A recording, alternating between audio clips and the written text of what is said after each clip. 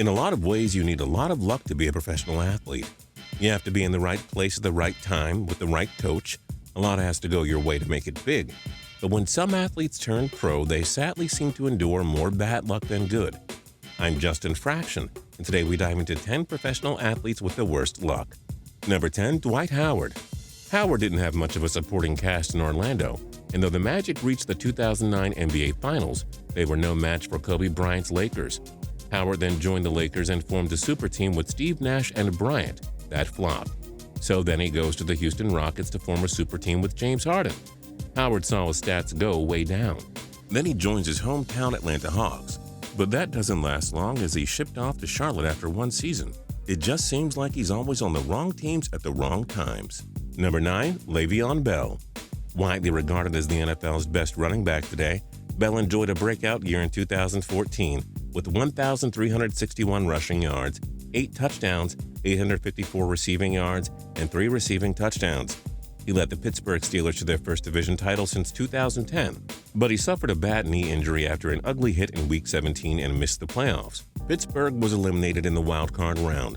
Bell was limited to 6 games in 2015, needing surgery to fix a severely damaged MCL and PCL. Bell missed the 2015 playoffs as the Steelers were eliminated in the second round by the Denver Broncos. Bell had another epic season in 2016, but left the AFC Championship game early as the New England Patriots whipped his Steelers, who were powerless without their star running back. Number 8, Alex Smith. Smith led the San Francisco 49ers to the 2011 NFC Championship game. The following year, Smith was having a strong campaign, but he was sidelined after suffering a concussion. Backup Colin Kaepernick took the starting job from there, and Smith was traded to the Kansas City Chiefs. If Smith remained the 49ers quarterback, they could have won a Super Bowl in 2012 or 13. He has yet to win the big one with KC, while Kaepernick ended up being a major flop after his first full season. A big mistake on the 49ers' end for choosing to move on from Smith. Number 7, Rob Gronkowski. He's going to go down as the most dominant tight end ever, but Super Bowl champion Rob Gronkowski won't break Tony Gonzalez's records. Sadly, his body keeps betraying him.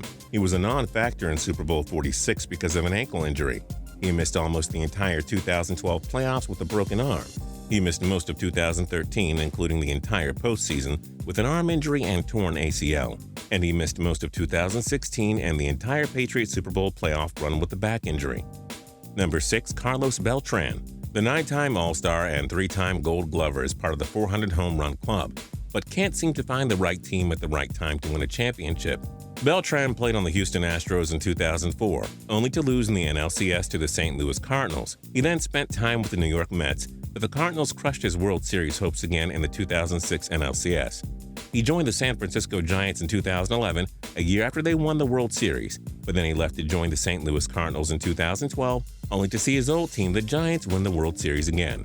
And the following year, his Cardinals lost to the Boston Red Sox in the 2013 World Series.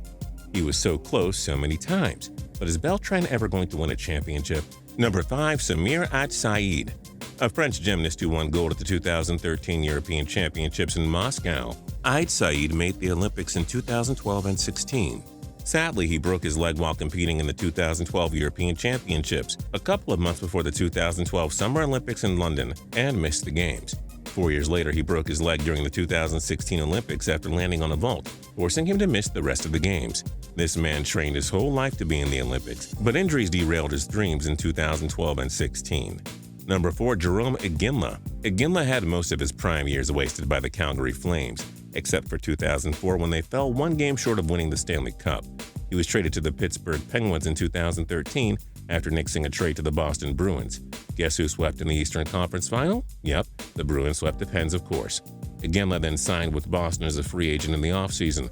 Despite owning the NHL's best record, Boston was eliminated in round 2. After that, Iginla signed a 3-year deal with the Colorado Avalanche, but they fell apart completely and they wasted away most of his final years. Poor Iginla, he just never knew when it was time to find the right team. He's likely retiring without a championship. Number 3, Steven Stamkos. Stamkos' Tampa Bay Lightning became a juggernaut during the 2013-14 season, but he broke his leg and missed much of the campaign, as well as the 2014 Winter Olympics, as he watched his native team Canada take home gold. Stamkos then suffered from TOS and missed the end of the 2015-16 regular season, as well as virtually the entire 2016 playoffs, only appearing in one game. Early in the 2016-17 season, Stamkos suffered a torn meniscus and missed almost most of the entire campaign. He's the league's best pure scorer, but he just can't stay healthy or catch a break. Number 2, Tony Romo. Should we mention Romo fumbling the snap and costing the Cowboys a playoff win in the 2006 wildcard round against the Seattle Seahawks? Or a fractured clavicle that held him to just 6 games in 2010?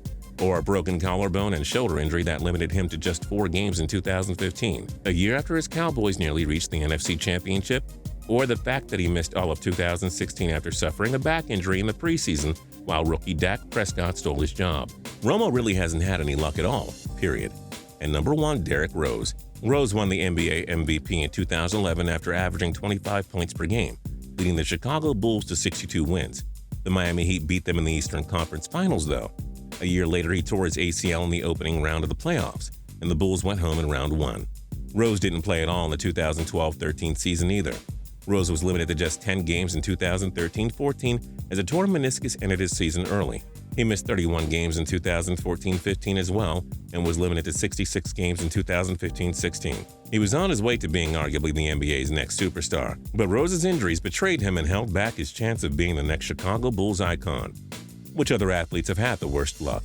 Join us in the comment section below.